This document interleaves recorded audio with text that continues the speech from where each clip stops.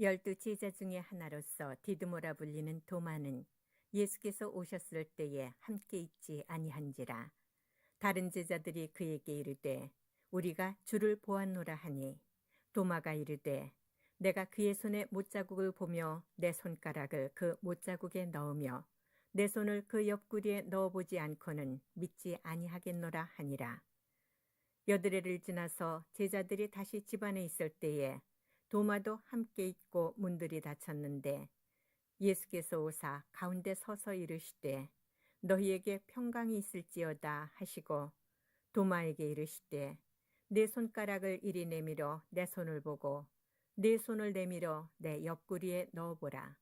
그리하여 믿음 없는 자가 되지 말고 믿는 자가 되라. 도마가 대답하여 이르되 나의 주님이시요 나의 하나님이시니이다. 예수께서 이르시되 너는 나를 본거로 믿느냐? 보지 못하고 믿는 자들은 복되도다 하시니라. 예수께서 제자들 앞에서 이 책에 기록되지 아니한 다른 표적도 많이 행하셨으나 오직 이것을 기록함은 너희로 예수께서 하나님의 아들 그리스도이심을 믿게 하려 함이요, 또 너희로 믿고 그 이름을 힘입어 생명을 얻게 하려 함이니라. 아멘. 주님이 부활하신 날 실제로 어떤 일이 있었던가를 몇 주째 계속 함께 살펴보고 있습니다.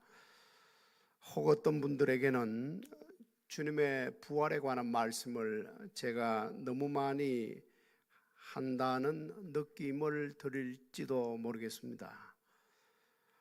사도 바울은 만일 그리스도께서 다시 살아나지 못하셨으면 우리가 전파하는 것도 헛것이요 또 너희 믿음도 헛것이라고 합니다. 다 헛것이라고 합니다. 신앙생활하고 교회 다니는 것이 다 헛것입니다. 만일 주님이 부활하시지 못하였다고 하면 우리는 여전히 우리 죄 가운데 거하게 될 것이고, 그렇게 살다가 이 세상 떠나면 그 죄를 심판하실 우리 하나님이 기다리실 분입니다.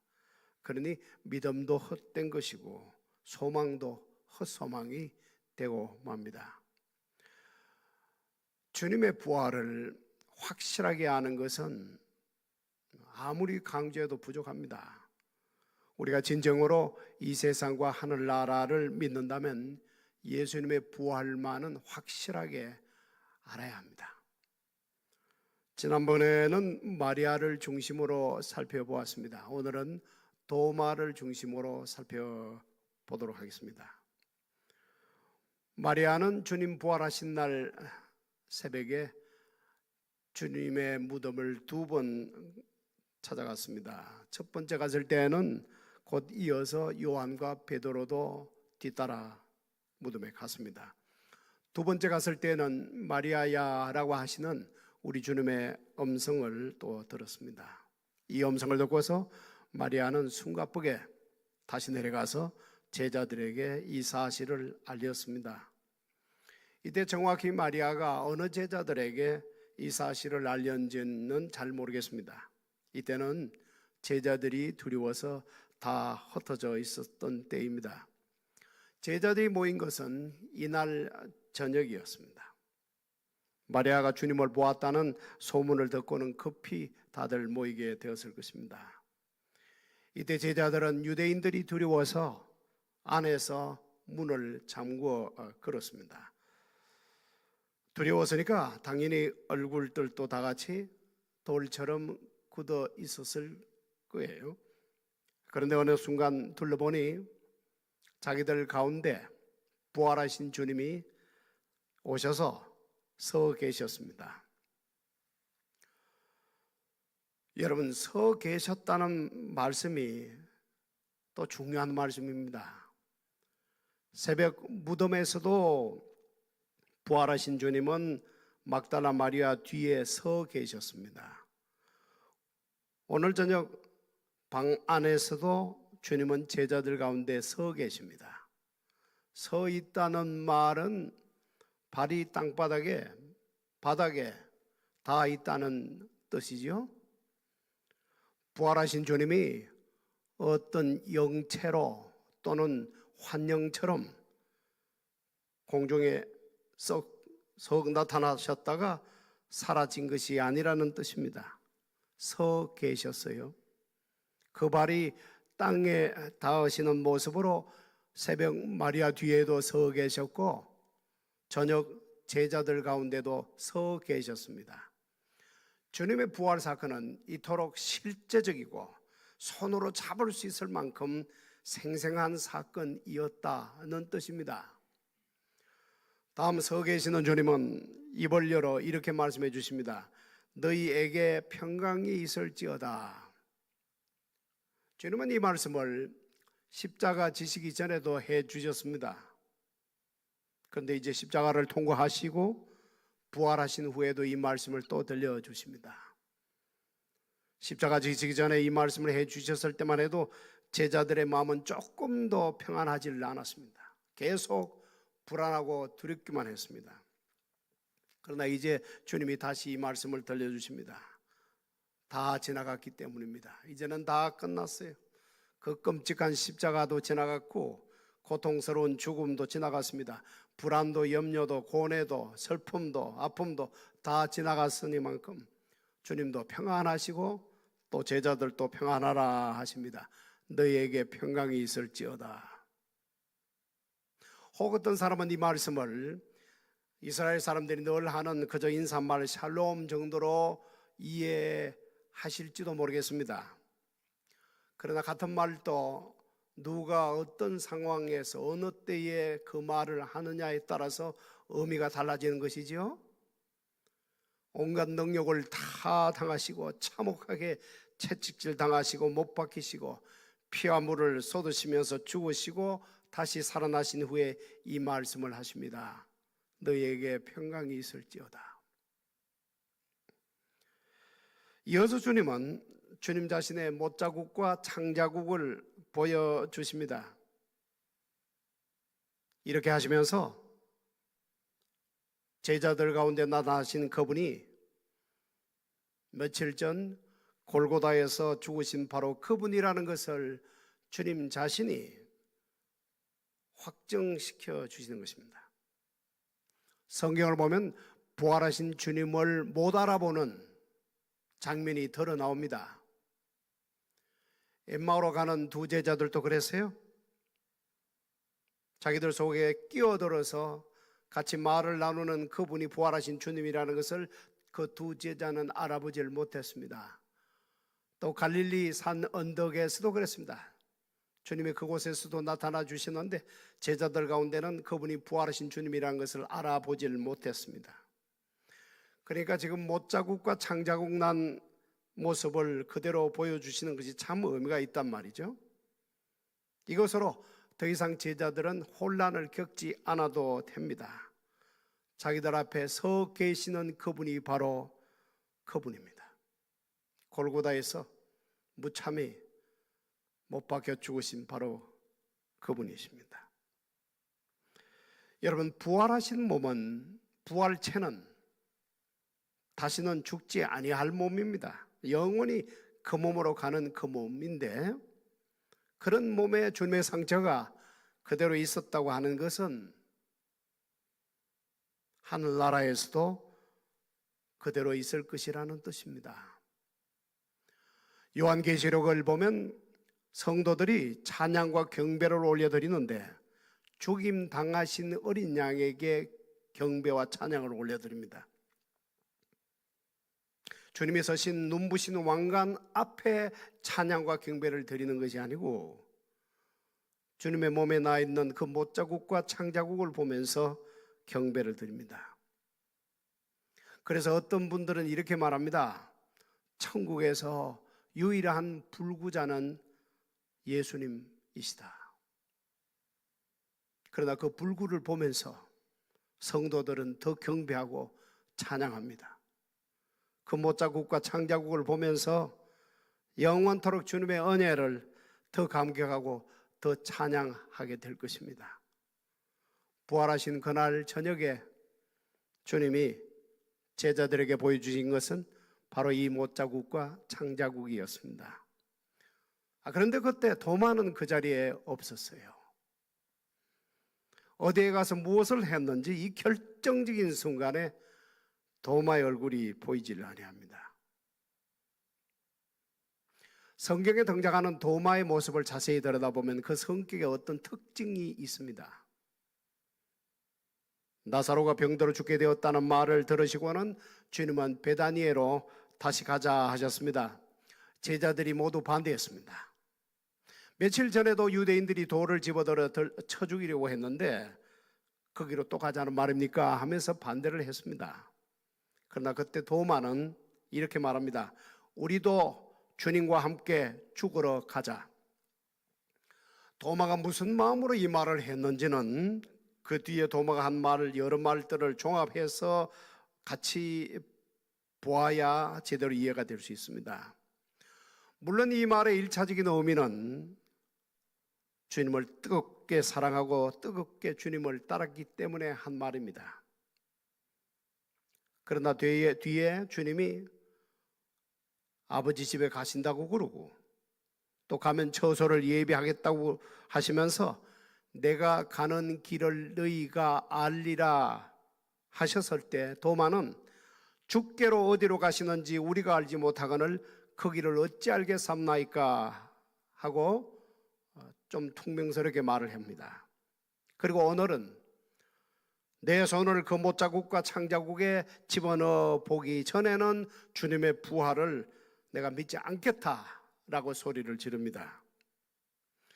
이 말들을 모두 종합해 보면 도마가 주님을 뜨겁게 사랑한 것은 확실합니다. 어느 누구보다 더 뜨겁게 오히려 더 뛰어나게 주님을 사랑하는 것이 확실합니다.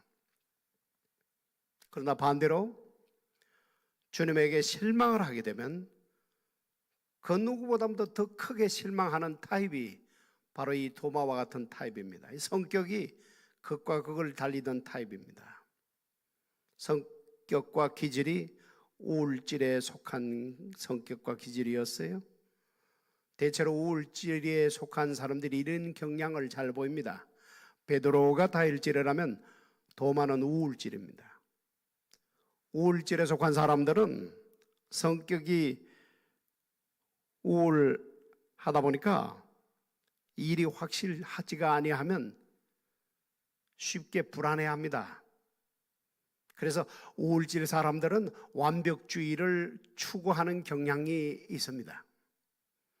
베드로가 계획 없이 뛰어들고 보는 스타일이라면 도마는 치밀하게 계획을 세운 후에 뛰는 스타일입니다.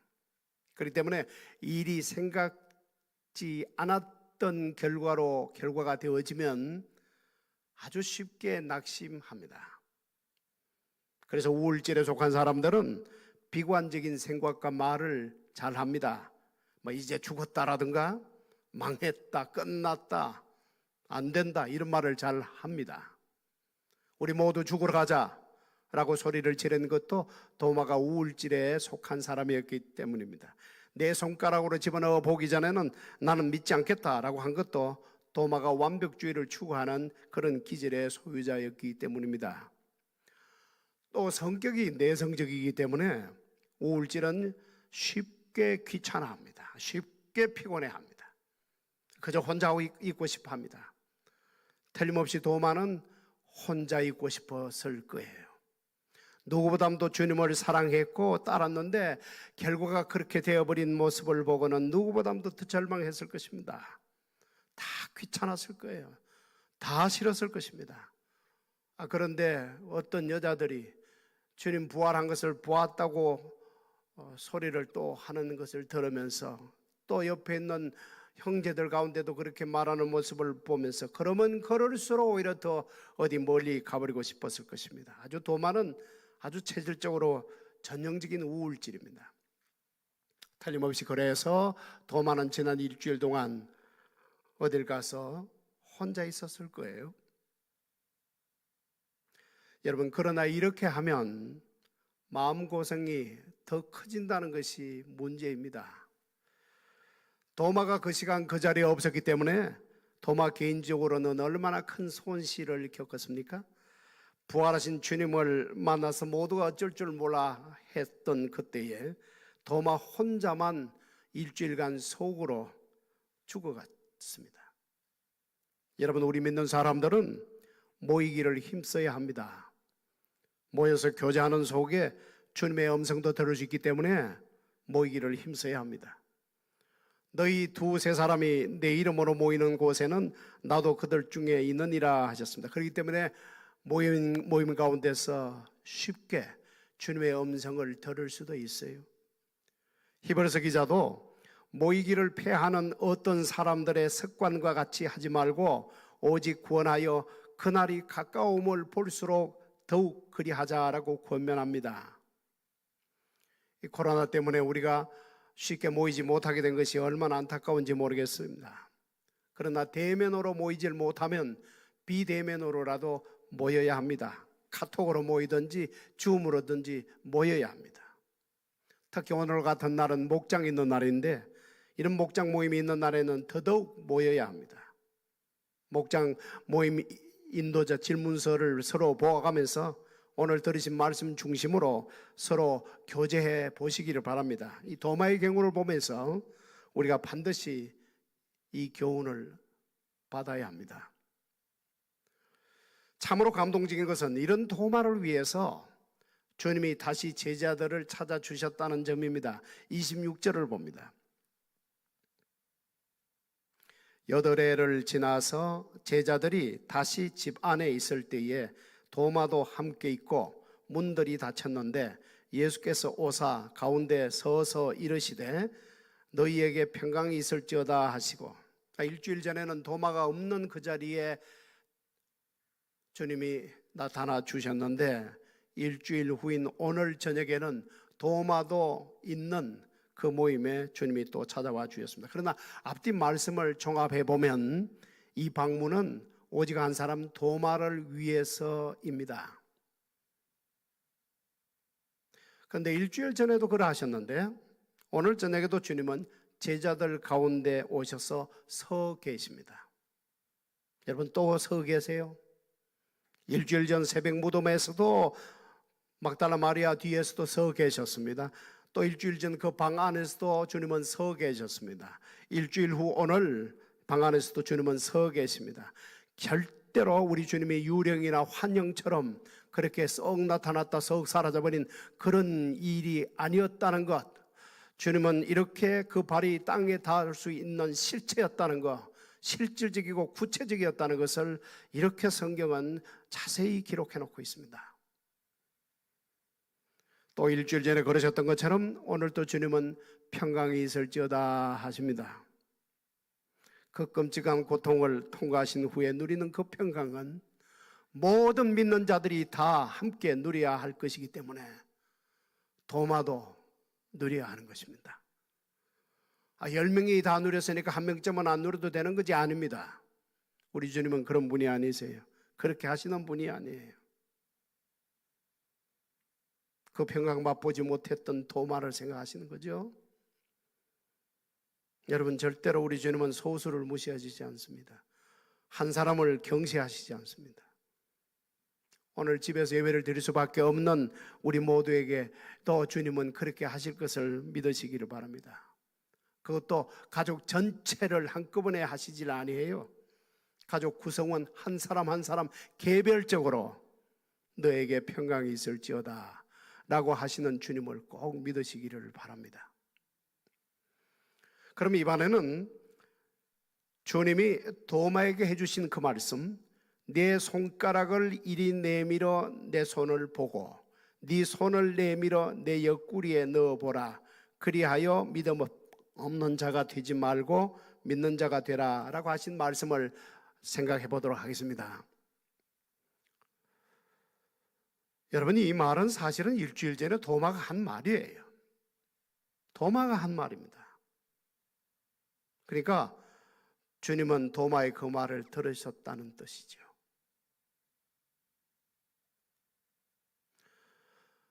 어느 성도님의 가정식탁 벽에 우리의 기도를 들으시는 주님이라고 하는 글이 새겨진 액자를 본 적이 있습니다.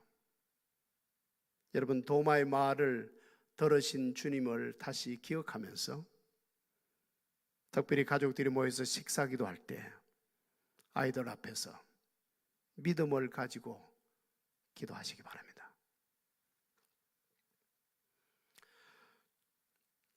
주님께서 도마에게 못자국과 창자국을 보여주신 것은 말씀하신 대로 이제는 도마가 믿지 않는 자가 되지 말고 믿는 자가 되게 해주시기 위해서입니다. 보기 전에는 안 믿겠다고 한 도마를 이렇게까지 해주시면서 믿게 해주셨습니다. 여기서 저는 우리 주님의 마음을 생각해 봅니다. 주님 앞에서 불신앙적인 말을 한 대표적인 제자 둘을 꼽으라고 하면 베드로와 도마지요.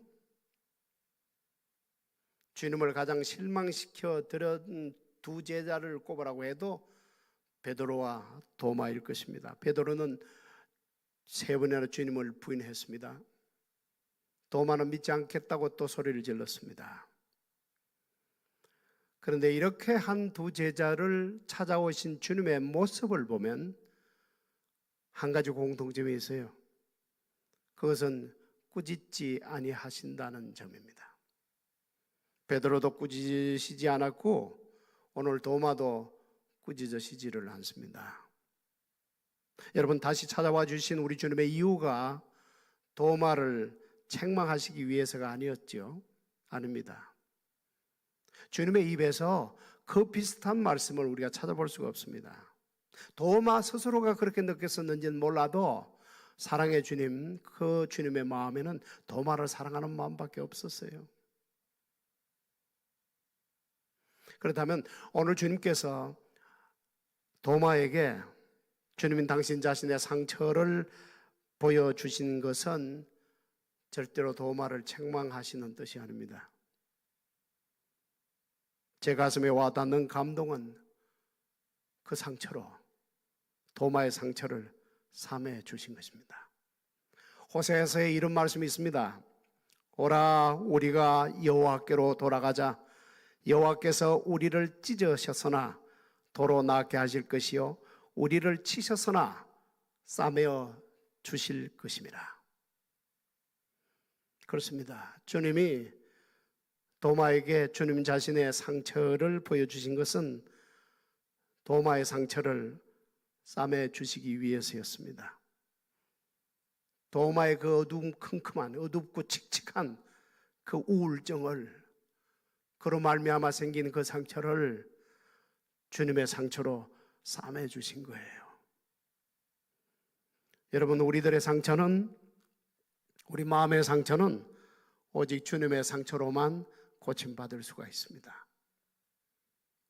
도마의 그 비관적인 성격 또는 그 기질 또는 그 체질, 그 모습을 보면서 살아가는 어떤 동료가 좋은 뜻으로 충고의 말을 해 주었을지도 모릅니다.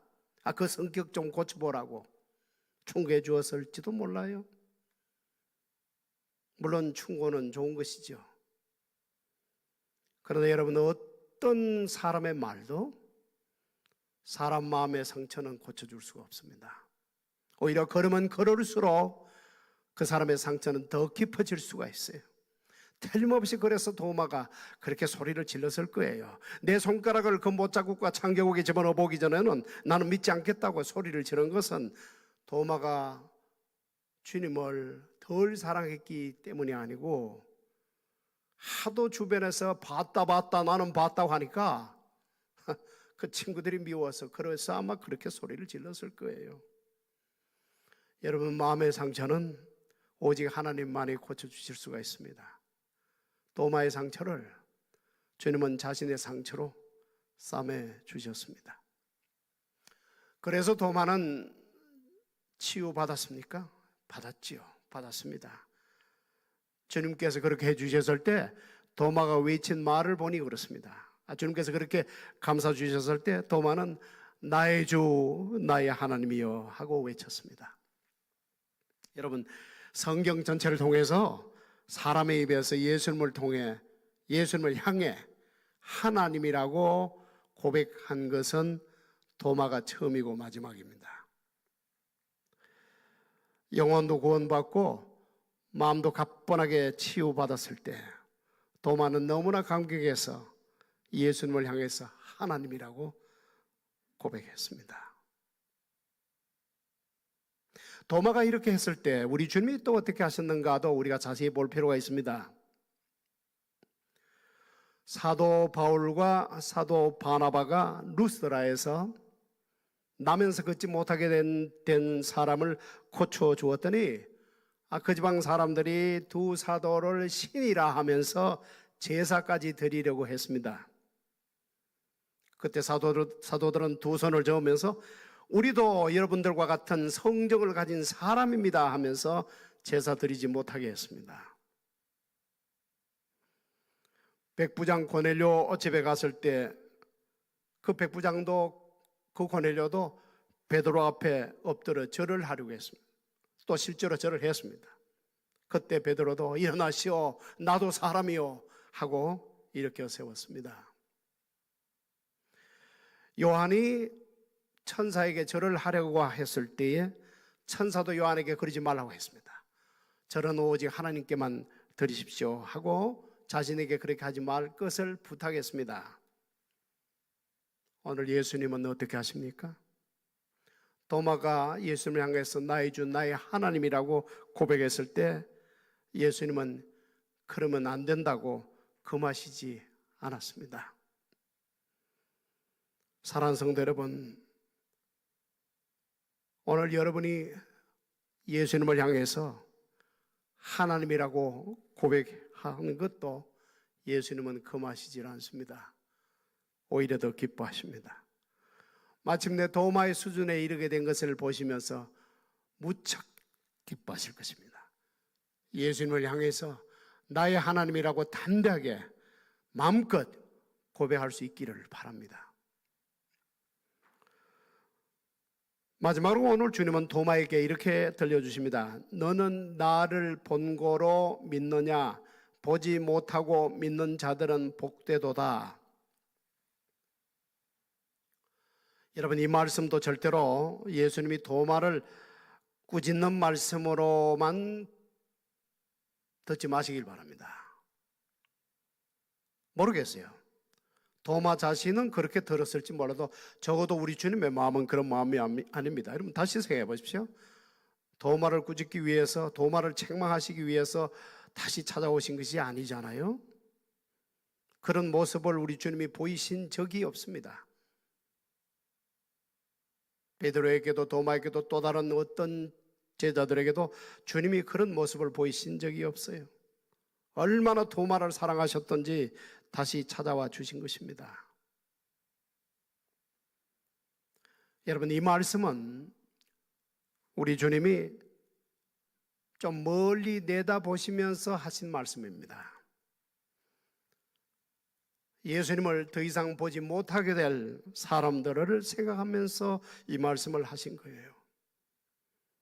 먼 훗날 한국에서 태어날 우리 같은 사람들까지 생각하면서 이 말씀을 하신 것입니다. 외딴 섬에서 살아가게 될 사람들을 생각하시고 아니면 히말라야 산자락 산골 속에서 살아가게 될 사람들까지 생각하면서 이 말씀을 하신 것입니다. 또 이 우리에 들지 아니한 다른 양들이 내게 있어 내가 인도하여야 할 터요 라고 하신 말씀대로 훗날 예수님을 보지도 못하고 예수 믿어야 할 사람들을 위해서 이 말씀을 하신 거예요. 여러분, 많은 점에서 주님의 제자들은 예수 믿는 것이 우리보다 더 쉬웠고 더 유리했습니다. 요한은 무덤 안에 펼쳐져 있는 정황을 보고서라도 예수님을 믿었습니다. 마리아는 마리아라고 불러주시는 그 음성 듣고서 또 믿을 수가 있게 되었습니다. 또마는 주님의 못자국과 창자국을 보면서 또 믿을 수가 있게 되었습니다. 그러나 오늘 우리는 아무것도 없습니다. 주님을 볼 수도 없고 주님의 음성을 들을 수도 없지 않습니까? 이런 우리들을 미리 내다보시면서 이 말씀을 해 주신 거예요. 보지 못하고도 믿어야 할 자기 백성들을 미리 내다보시면서 긍휼의 심정으로 보지 못하고 믿을 자기의 백성들을 긍휼의 심정으로 미리 보시면서 이 말씀을 하신 것입니다. 그러면 이런 말씀은 우리가 이렇게 받는 것이 좋습니다. 주여 바로 저입니다. 이렇게 받아야 돼요. 이 말씀 바로 저를 두고 하신 말씀입니다. 저 극동의 손바닥만한 좁은 나라에서 작은 나라에서 태어난 나까지도 생각하시면서 그때 벌써 이 말씀을 해 주셨습니다. 이렇게 받는 것이 좋습니다. 보지 않고도 믿는 자는 복되도다. 여러분, 그러므로 이 말씀은 보지 않고도 예수 믿는 사람들을 예수님이 엄청 기뻐하실 것이다 라는 말씀이기도 합니다. 그렇기 때문에 사도 베드로는 베드로전서를 받아 읽게 될 흩어진 성도들에게 예수를 너희가 보지 못하였으나 사랑하는도다 하면서 격려해 주었습니다. 사랑하는 성도 여러분, 우리 주님이 우리를 보시면서 우리를 무척 기뻐하시고 무척 대견스럽게 생각하신다는 것을 믿으시기를 바랍니다.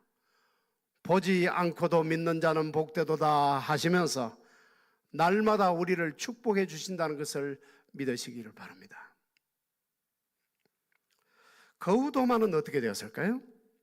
저는 도마 이야기만 나오면 우리 인도의 솔로몬 목사님이 생각이 나서 오늘도 그 이야기를 조금 들려드리고 싶습니다.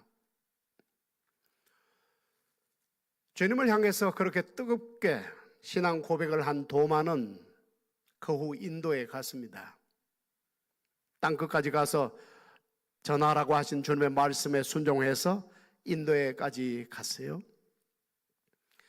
인도 지도를 보면 남쪽으로 내려갈수록 뾰족해집니다. 이렇게 뾰족해집니다. 그 남쪽 뾰족한 그 곳의 서쪽이 케랄라 주이고 동쪽이 따밀라 주인데, 도마가 처음 도착한 것은 서부 지역인 케랄라 주의 어느 항구였습니다. 서기 52년의 일입니다. 본격적으로는 동부 지역인 따밀 첸나이라고 하는 곳에서 했습니다. 그러다가 7개 교회를 개척한 후 바로 그곳에서 서기 72년에 순교했습니다. 도마가 인도에 간 것도 중요합니다만 그 후 맺힌 열매가 더 중요합니다. 인도의 북부 지역에서 지금 뛰고 있는 다수의 주의 종들이 대부분 이 남부 지역 출신들인데 그 중에 한 사람이 바로 우리 솔로몬 목사입니다. 솔로몬 목사님은 도마가 순교한 지역에서 그리 멀지 않는 지역에서 태어났기 때문에 어려서부터 도마가 세운 7교회를 몇 번이나 다녀보았습니다. 솔로몬 목사의 와이프, 그러니까 사모가 되는 핑키 사모님도 지금도 그 사모님의 삼촌 되시는 분들이 도마의 무덤에서 불과 10분 정도의 거리 그 안에 다들 살고 있습니다. 이렇게 여러 번 그 교회들도 찾아보고 무덤도 찾아보면서 그 뜨거웠던 도마의 그 신앙을 가슴에 품고 지금 인도의 북부에서 델리를 중심으로 히말라야 산자락을 중심으로 우리 교회와 함께 열심히 TLTS 사역을 하면서 많은 주의 종들을 길러내고 있습니다. 사랑하는 성도 여러분, 이 도마의 뜨거운 신앙 고백이 여러분 가슴에도 항상 살아있기를 바랍니다. 구체적으로 좀 말씀을 드리면 요즘과 같이 이렇게 팬데믹 아래서 그런 가운데서도 최선을 다하고 있는 우리 선교사님들에게 사랑의 편지, 격려 편지를 보내는 일에도 적극 동참해 보시기를 바랍니다. 이런 여건 아래에서 우리가 이렇게 하는 모습을 보여주게 될 때 그 성사님들이 얼마나 더 힘을 얻겠습니까? 그리고 누구보다도 우리 주님이 얼마나 더 기뻐하시겠습니까? 나의 주, 나의 하나님이라고 외쳤던 도마의 뜨거운 신앙 고백이 여러분 평생에 계속 살아있기를 주님의 이름으로 축복해 드립니다.